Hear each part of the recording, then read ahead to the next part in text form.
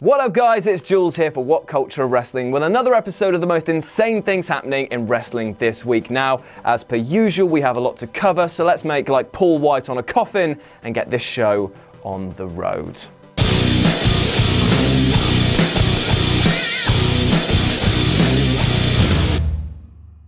Vince Russo. Where do you stand on him? To some, he's a martyr, and the wrestling business has suffered as a result of his departure.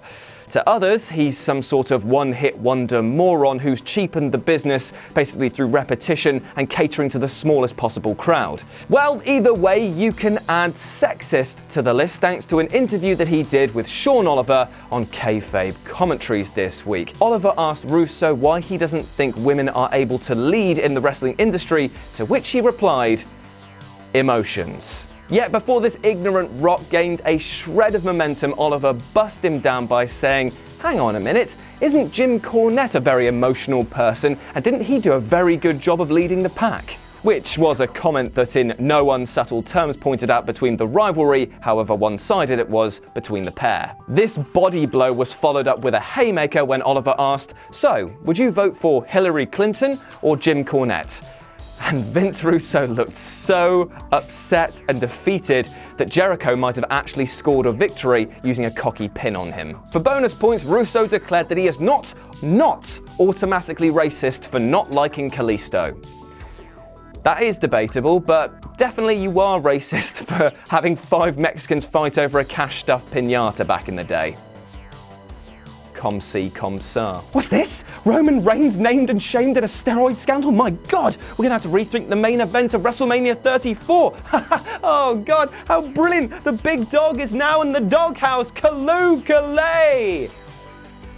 Well, kind of not, actually. This week, a jailbird by the name of Richard Rodriguez claimed that Reigns visited his house of juice and was a client back when he was arrested in February 2017. Yet, before you think we've got 60 days of not having to dust off your booing hat, you've got to remember that this is probably not a credible source. I mean, this definitely seems like a desperate act from a very desperate man, done to either shave off some time in prison or just drag down somebody else with him. And we have to take notice of the fact that Roman immediately issued a statement following the allegation, which was, I have never heard of Richard Rodriguez, burn, or wellness, fitness, nutrition. I learned from the mistake I made nearly 2 years ago and paid the penalty for it. Since then, I've passed 11 tests as part of the WWE's independent drug testing program. Now that's not the sort of statement you make if you've got something steroidal to hide, is it really? And to be fair, if he has done it, then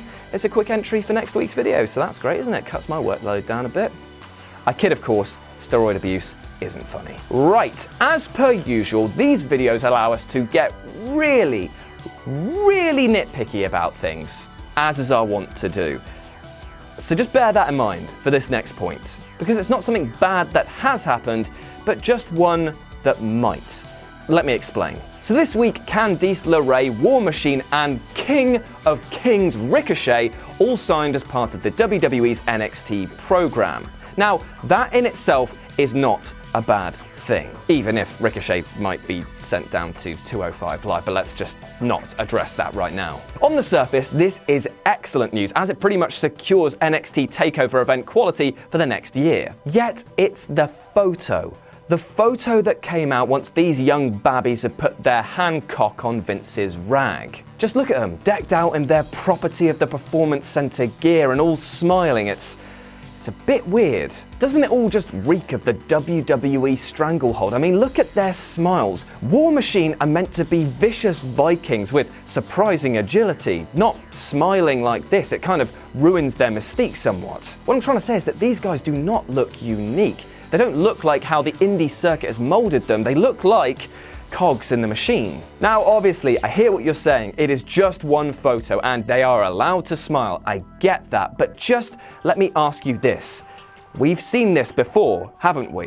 Where an indie darling comes in with all the buzz of electricity of 1,000 small venues and then leaves the Performance Center looking about as bland as a Raw segment promo. On one hand, it is great news. These are fantastic up-and-coming talents. But on the other hand, we've seen a lot of rising stars turned into nothing more than Windows 95 screensavers now, haven't we? Just something to think about. Okay, so this was a shocking and pretty sad story. Paige, at the age of 25, has been retired from WWE in-ring competition thanks to an sort of undiagnosed neck injury that she possibly sustained with Sasha Banks last year. It sucks because of the fact that she's had a 2-year hellscape of torments and slut-shaming, so much so that she developed an eating disorder and started losing her hair.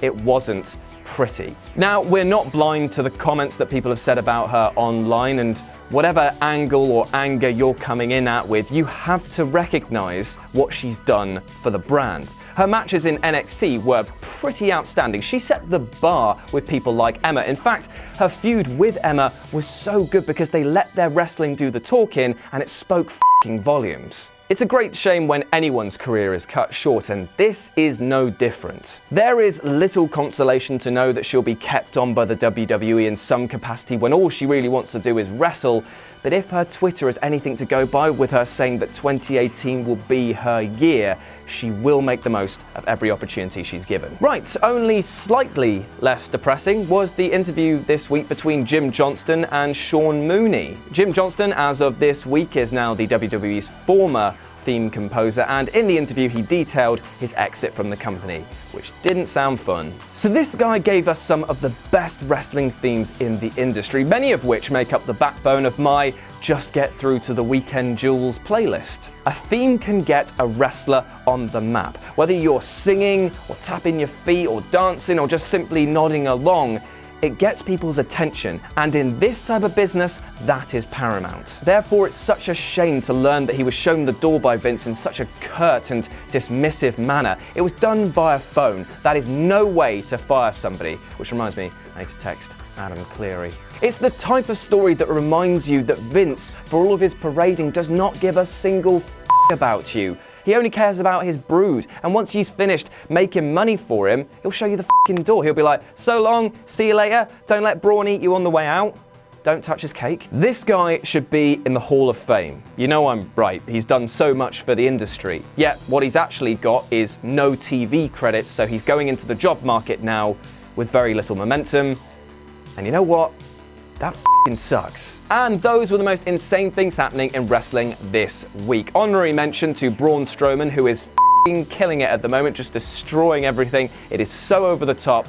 I love it. Keep doing it, you massive, massive man. So all that's left for me to do is read out my favorite comment from last week's episode.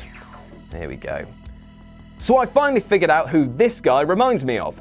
Alex Sector, the orange-bearded dude who drove the big truck from the 80s Mask cartoon. Now, if Phil could just put up an image of what that looks like. I can't see it. Does it look like me?